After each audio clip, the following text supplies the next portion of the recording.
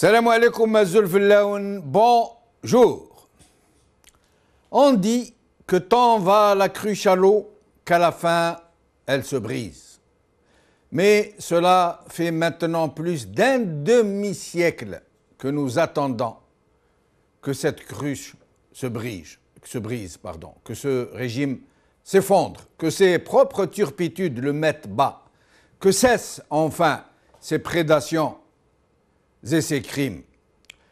De plus en plus sûr de lui, au point de ne même pas chercher à sauver les apparences, ce régime n'en finit plus de transgresser toutes les règles, toutes les lois, y compris les siennes, tous les principes et jusqu'aux valeurs les plus sacrées de la nation. Il n'en a cure. Il ne craint plus ni le ridicule, ni un quelconque sursaut de ce peuple qu'il écrase et qu'il humilie tous les jours. Et malgré tous ces excès, tous ces abus, jusqu'à cet usage immodéré de l'image d'un président à qui il fait dire tout ce qu'il veut, alors que tout le monde sait qu'il ne dit plus rien, il continue de piller le pays, de le mener doucement et sûrement à la catastrophe et au chaos annoncé, sans être inquiété outre mesure. Deux politiciens, tous les deux jeunes, tous les deux emplis de fougue, même si leur profil et leur style sont très loin l'un de l'autre, ont défrayé la chronique la semaine passée. Ils ont tous deux été expulsés d'Algérie. Oui, vous avez bien entendu. Expulsés d'Algérie, de In Salah plus précisément, par des gens armés que ceux qui les utilisent qualifient de force de l'ordre. Ces deux jeunes politiciens ont donc été expulsés d'Algérie, parce que jusqu'à preuve du contraire, In Salah se trouve encore en Algérie. Celles que le régime qualifie de forces de sécurité ont reçu l'ordre de les empêcher de rester à In Salah, de les en faire sortir et de leur intimer l'ordre de quitter la région mani militari si nécessaire. Théoriquement, constitutionnellement, légalement et normalement, personne ni aucune institution ne peut interdire à un Algérien de se rendre à In Salah, d'y séjourner, d'y rencontrer ses compatriotes. Mais ce régime n'en a cure, comme je l'ai déjà dit. Il ne respecte même pas les lois qu'il a lui-même élaborées, ni les institutions de façade qu'il a érigées en autant de trompe-l'œil, d'artifices tapageurs. Il se comporte en terrain conquis, comme si le pays était sa colonie, comme si les hommes et les femmes qui le peuplent étaient sa chose, comme si les propres lois, ses propres lois, étaient des bidules réglables en fonction de ses humeurs du moment ou des injonctions qu'il reçoit de la part de ceux qui le protègent et l'imposent à la tête de ce malheureux pays. Ce régime fait donc ce qu'il veut sans se soucier de sauvegarder ne serait-ce que les apparences. Or, pour ce qui est de In Salah, il a été décidé d'isoler sa population, de la couper du reste du monde, y compris téléphoniquement, y compris de leurs autres compatriotes. Et c'est pour cela que le 24 février, le régime a sorti 40 000 policiers pour la seule ville d'Alger, pour empêcher les Algérois de soutenir leurs compatriotes d'In Salah. C'est pour cela qu'ils lâchent sur les revendications de cette population héroïque tous leurs experts et politiciens de service pour tenter de faire croire que ces appréhensions ne reposent sur aucun fondement rationnel et que l'exploration et l'exploitation du gaz de schiste ne représentent aucun danger pour l'environnement et la santé publique. C'est pour cela qu'il empêche d'autres Algériens de se rendre à In Salah parce qu'il veut réduire les contestataires au désespoir. Il veut les écraser psychologiquement, les convaincre qu'ils ne sont soutenus par personne. Et plus que cela, il lâche ses forces de sécurité contre eux pour les traiter comme s'ils étaient des sous-citoyens et même des sous-hommes, puisque des soudards incultes ont osé traiter les merveilleux et admirables compatriotes de Ain Salah de sale noire qui leur ont craché au visage de retourner chez eux, au Niger et au Mali. Rachid Nekaz et Soufiane Djilali ont donc été expulsés d'Algérie pour avoir voulu se porter au secours de l'Algérie. Ils sont là avec nous aujourd'hui pour en parler. Aujourd'hui, Al-Watan. Ain Salah entre répression, diversion et incompréhension des enjeux par Moussa Naït Amara. TSA. Ain Salah, malgré l'ultimatum de l'armée, les anti-gaz de schiste refusent de lever le camp. Par Hajar Gnanfa. Observatoire des multinationales. Gaz de schiste, les Algériens se mobilisent contre le régime et l'ingérence des multinationales pétrolières. Par Olivier Petitjean, Sophie Chapelle.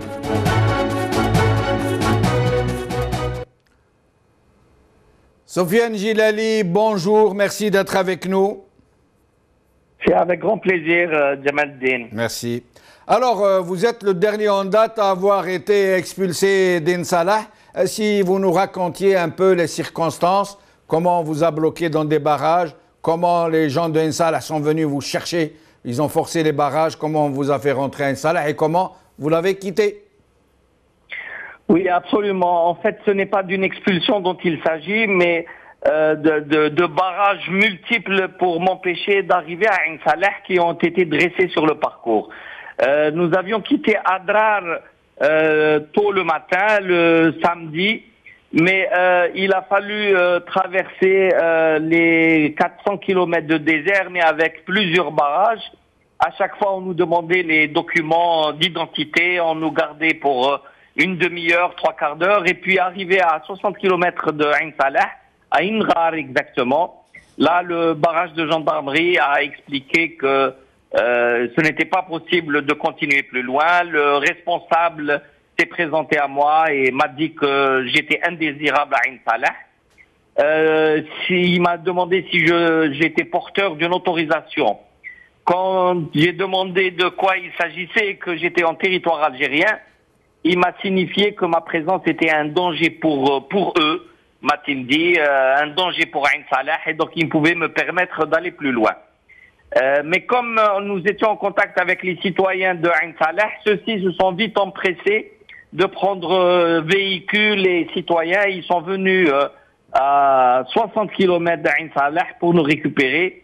Et je pense que l'information sur ce déferlement de voitures a fait que finalement les forces de la gendarmerie nous ont libérés, nous ont permis de progresser jusqu'à Ain Salah. Et est-ce que vous êtes parti de votre plein gré ou est-ce qu'ils vous ont contraint d'une manière ou d'une autre de vous en aller?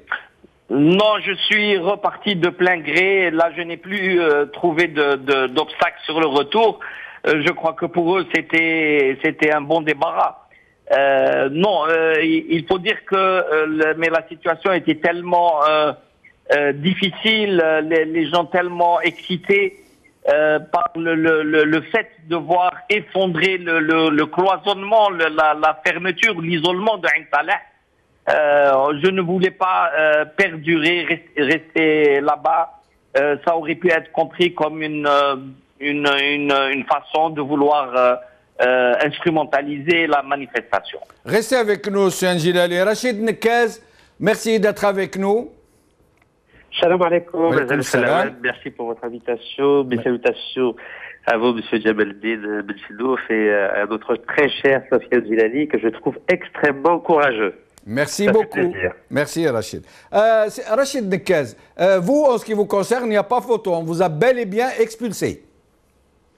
Ah oui, il n'y a pas d'autre terme. J'ai été expulsé de Ain Salah 15 heures après avoir été accueilli avec amour, avec fraternité, avec amitié, avec joie. Et je crois que cet accueil très très algérien a été très très mal perçu à Alger par certaines autorités politiques qui ont demandé le lendemain matin, à 9 heures du matin, à 50 policiers, de m'expulser de Ain Salah. Et on m'a dit très clairement, vous êtes interdit dans la wilaya de Tamarasset. Alors moi j'ai répondu très sèchement au commissaire qui s'est exprimé de cette façon. Je lui ai dit, Tamarasset n'est ni à ton père, ni à ta mère. Tamarasset appartient à tous les Algériens. Ain Salah, vous voulez dire Ain Salah.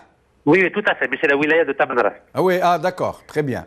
Mais Rachid Nekez, en effet, vous avez été accueilli vraiment en triomphe, ainsi que Soufiane Djilali d'ailleurs et sa délégation.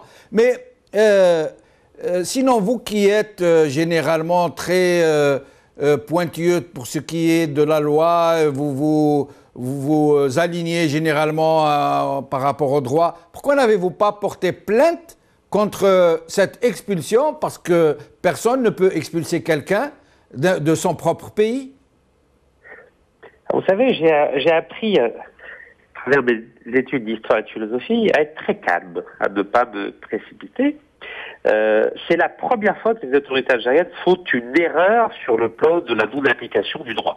Quand j'avais fait la marche entre Khanchla et Alger entre le 1er novembre et le 28 novembre, on arguait de l'article 100 du code pénal algérien qui dit qu'on n'a pas le droit d'haranguer les foules ou de se rassembler au-delà de 2 personnes. Et donc, fort de cet article 100 du code pénal algérien, on s'est permis de m'arrêter à 5 reprises pendant cette marche de Khanchla à Alger. Cette fois-ci, le droit n'a pas du tout été utilisé pour m'expulser. C'était totalement arbitraire. Donc c'est la première erreur. Et bien sûr, je me réserve le droit dans les semaines à venir de porter plainte ou pas.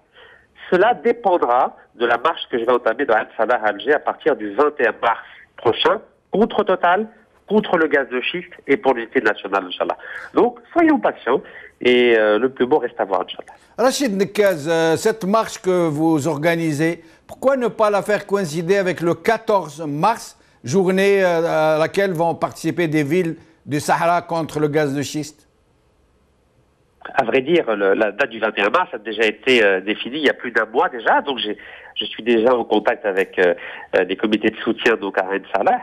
Et l'idée du 21 mars, c'est vraiment qu'il y ait un véritable printemps pacifique algérien, car je crois qu'aujourd'hui, il est temps que notre pays trace, j'aimerais dire, une ligne par rapport à son passé tortueux, tortué, et je crois qu'il est bien de donner enfin de l'espoir au peuple algérien avec toutes celles et ceux qui veulent vraiment un changement pacifique, comme Soufiane Djilali, comme même Monsieur Mohsin Al-Abbas du RCD ou d'autres hommes politiques qui représentent la nouvelle génération d'hommes politiques algériens et qui veulent un changement en Algérie pacifique, sans violence, parce qu'à chaque fois qu'on essaie de faire quelque chose dans son pays, à chaque fois on nous dit mais attention, vous êtes en train de faire de la fitna, regardez ce qui se passe en Libye, en Syrie, etc.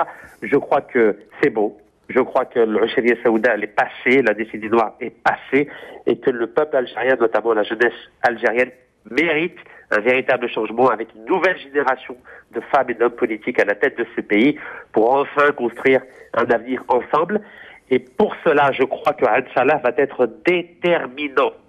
Le fait que 50 000 personnes dans ce pays ont décidé de dire non aux multinationales, non à certaines autorités qui sont de près ou de loin mêlées à ces multinationales, je crois que ça représente un formidable espoir, car il ne faut pas l'oublier.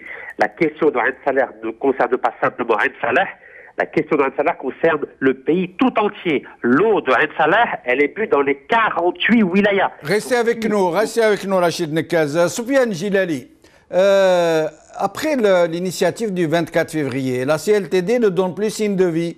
Doit-on comprendre qu'il n'y a pas que l'enthousiasme... Soufiane n'est plus avec nous, me dit-on. On essaiera de le joindre de nouveau.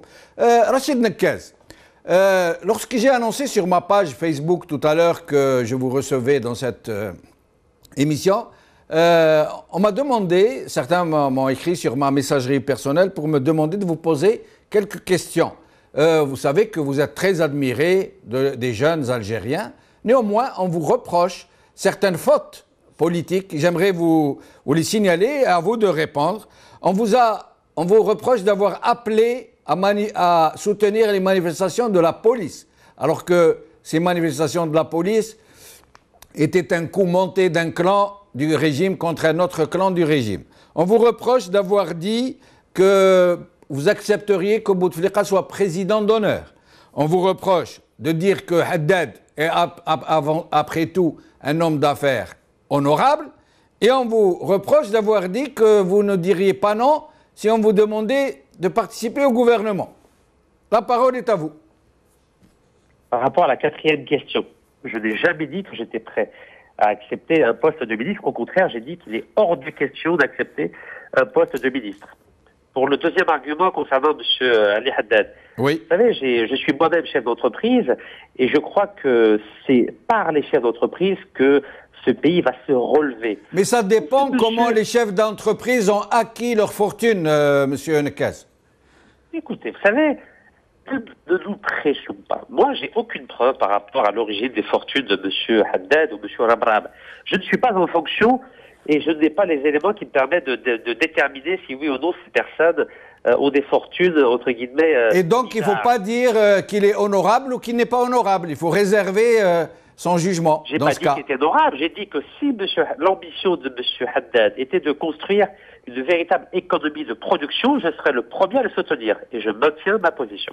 Et votre appel pour marcher avec la police? J'y arrive. Oui, oui, je maintiens mon appel pour soutenir les forces de l'ordre algériennes, car la police algérienne, c'est une institution républicaine. Et il ne faut pas mélanger police avec les donneurs d'ordre. Ce qui pose problème aujourd'hui en Algérie, ce n'est pas la police, c'est l'ordre politique qui est donné à la police pour réprimer tel ou tel élément, telle ou telle manifestation. Oui, mais la police algérienne... C'est le politique le problème. La police algérienne anti-émeute, elle y va un peu fort quand ils vont traiter les gens de Ain Salah de sales noirs, des gens qui viennent du Mali, etc. On ne soutient pas des soudards de cette nature, je crois. J'ai été très clair là-dessus. J'ai été interviewé donc lors des émissions de Del Biled. J'ai dit que je n'accepterai jamais toute forme de racisme à l'égard des Algériens du Sud. Jamais. Il est vrai qu'il y a eu 3 ou 4 éléments des forces de l'ordre qui ont été auteurs donc de propos j'aimerais dire racistes, et cela est inacceptable. Rachid Nekez, je vais revenir à vous dans un petit instant. Nous allons prendre Soufiane Djilali par souci d'équité. Soufiane Djilali, je vous avais posé une question, mais nous vous avions perdu, donc on vient de vous joindre de nouveau. La CLTD, depuis qu'elle a lancé cette initiative du 24 février, on n'entend plus parler d'elle. C'est quoi ce silence? Ben écoutez, nous sommes partis quand même au nom de la CLTD avec les représentants de différents partis. Il est vrai que tous les présidents de partis ne pouvaient pas être parmi nous, chacun pour sa raison. Mais l'essentiel est que la CLTD continue à travailler le plus normalement possible.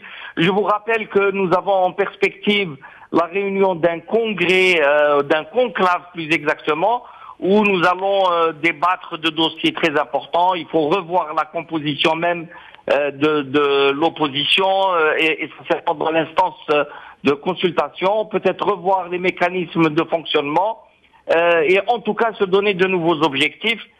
Il faut aujourd'hui que l'opposition prenne plus de force, plus de couleur, qu'elle ait plus d'audace et qu'elle intègre plus de monde. J'en profite pour remercier déjà M. Nekez pour tout ce qu'il fait. Il contribue beaucoup au travail de l'opposition et j'espère qu'il pourra être avec nous aussi pour constituer ce nouveau pôle, pour donner de l'espoir pour le lendemain et non pas être simplement dans une opposition nihiliste ou destructrice ou alors une pseudo-opposition de salon. Il faut pouvoir être au bon endroit, au bon moment. Et justement, à propos de bon endroit et de bon moment, est-ce que la CLTD sera à Ouargla le 14 mars? C'est en étant à Ain Salah que j'ai appris que les organisateurs du mouvement anti-gaz de schiste étaient en train de préparer et que la préparation était très avancée pour la manifestation du 14. Personnellement, je me suis engagé à ce que le parti soit présent. Je dois rencontrer les responsables des autres partis de la CLTD sous peu et on prendra une décision pour l'ensemble de la CLTD. Mais il est évident que l'opposition doit se mettre aux côtés de la population. C'est de notre devoir, c'est une obligation morale pour nous. Donc, personnellement, j'accomplirai ce devoir. Mais Sofiane Gilali, pour vous parler franchement, c'est mon sentiment personnel que j'exprime là.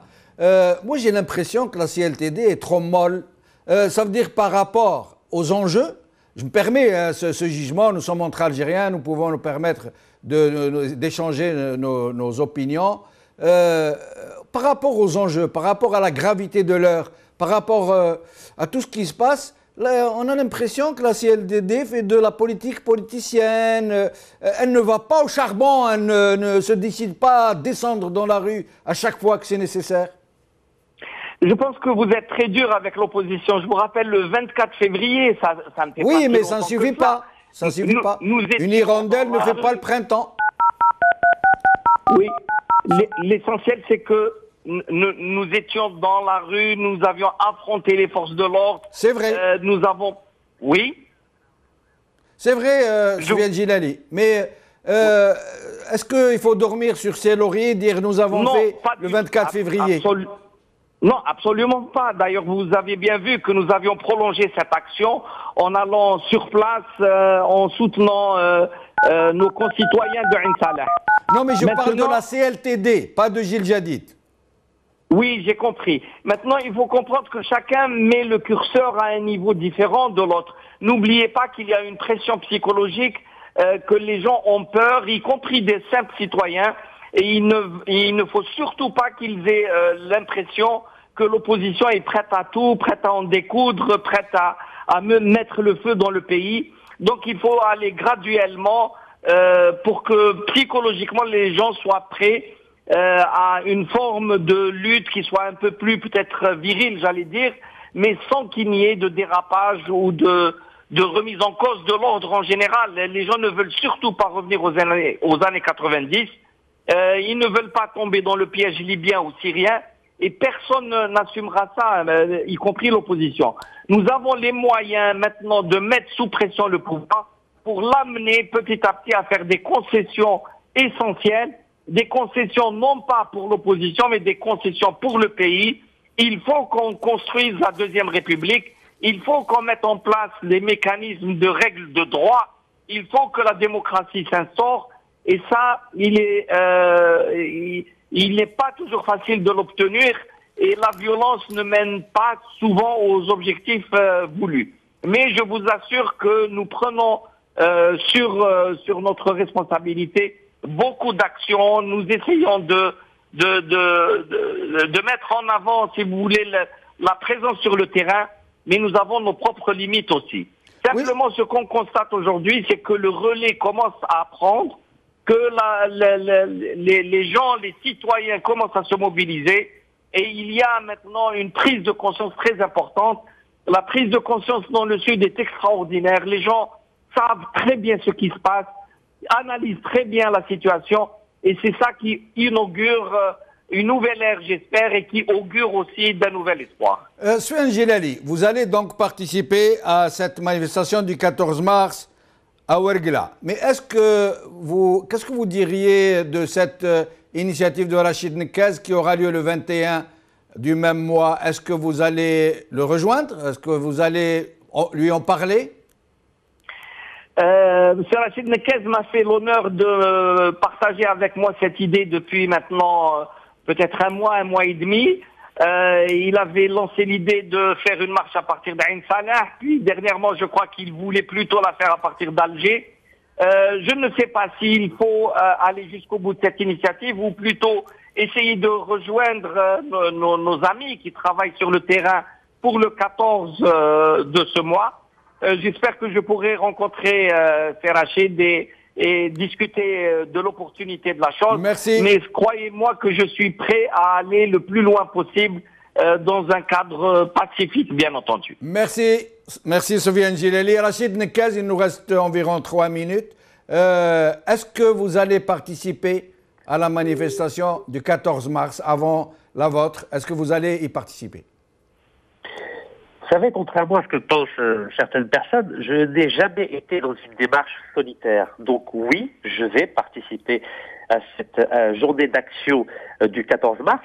Ça va se passer à Paris en lançant le début du boycott des stations-service de Total, qui, comme nous le savons, est la multinationale qui contrôle 49% du gaz de schiste en Algérie, notamment dans la région de Ain Salah. Donc en solidarité avec nos compatriotes de Ain Salah, donc je vais lancer ce boycott des stations-service.